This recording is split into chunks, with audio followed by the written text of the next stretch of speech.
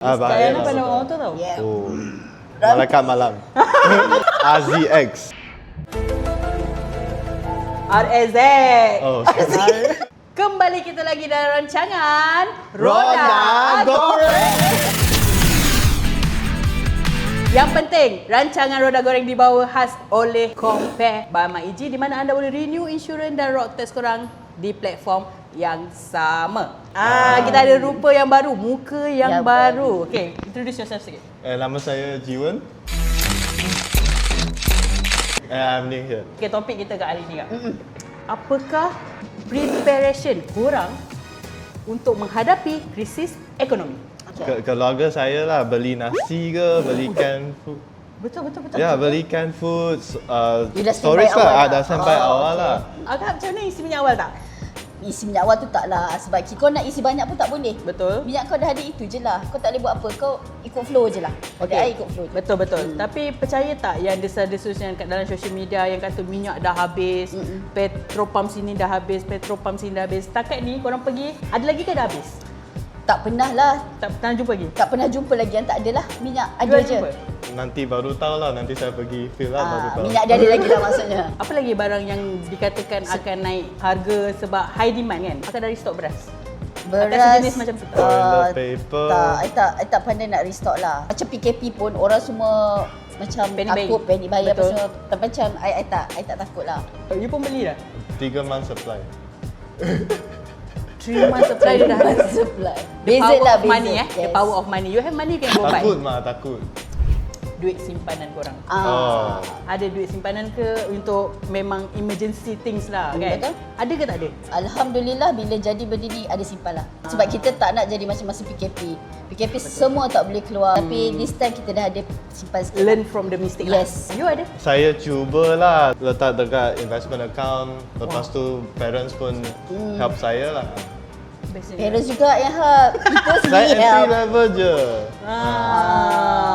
To be safe kan, berapa amount yang at least kita kena simpan? To be safe lah. I rasa kalau ada keluarga lah, mungkin 20,000 saya rasa okey. As a solo, Single. untuk saya lah, tak banyak.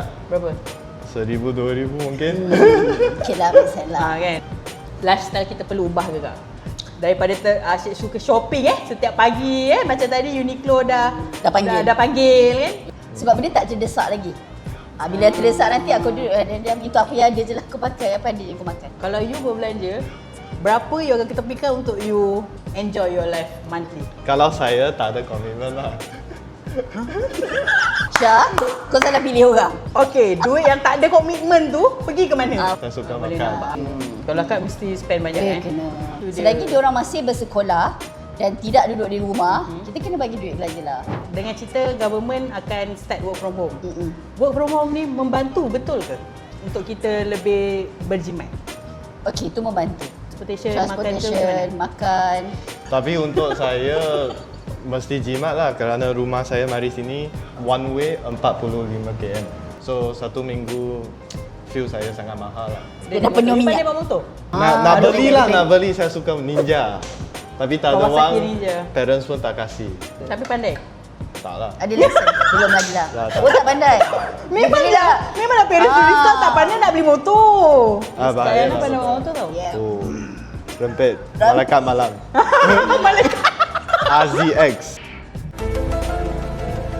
RZ. Oh, Sedikit nasihat untuk orang-orang di luar sana yang tak aware lagi. Kena alert lah dengan situasi sekarang. Betul. Kita dah memang dalam nak ke fasa tu. Okay? Kita mungkin tak nampak lagi benda tu akan jadi. Tapi kita kena sentiasa beringat. Jangan terlalu macam enjoy sangat lah. Tu je. nak remind yourself hari-hari cakap, oh, saya sekarang situation saya bagus pada orang lain. One day nak prepare for the worst lah. Apa yang kita boleh rungkaikan dekat sini adalah bijak berbelanja. Kita kena bersedia hadapi apa-apa pun kemungkinan yang bakal berlaku. Jumpa lagi dalam episod akan datang dalam rancangan Roda Goreng.